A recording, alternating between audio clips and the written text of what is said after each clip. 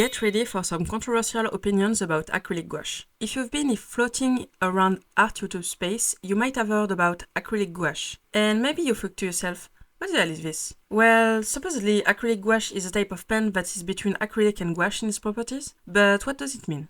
Well, both acrylic and gouache are opaque paints in their non-diluted form, which is to say they have good coverage power compared to, say, watercolors.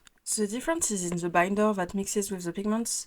In acrylic, the binder is synthetic and comes from petrochemistry. The result is, when it's dry, the surface is slightly shiny and resistant to water, which means it can be re-wetted.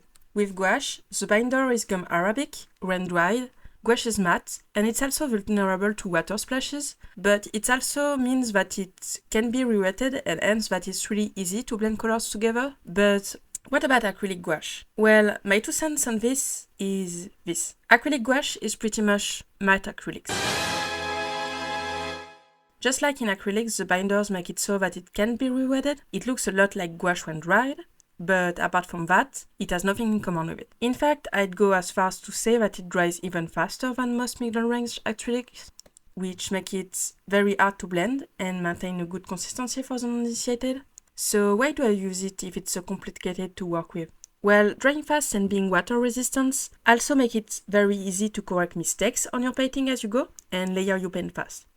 They're also more pigmented than most acrylics, so it's a must when you do enjoy bright colors as I do. And what do you know? With some tips and tricks, you can actually blend it pretty well. I actually happen to have a whole long video about this that will be out when you're watching this, and you get to see the whole process for this painting on screen.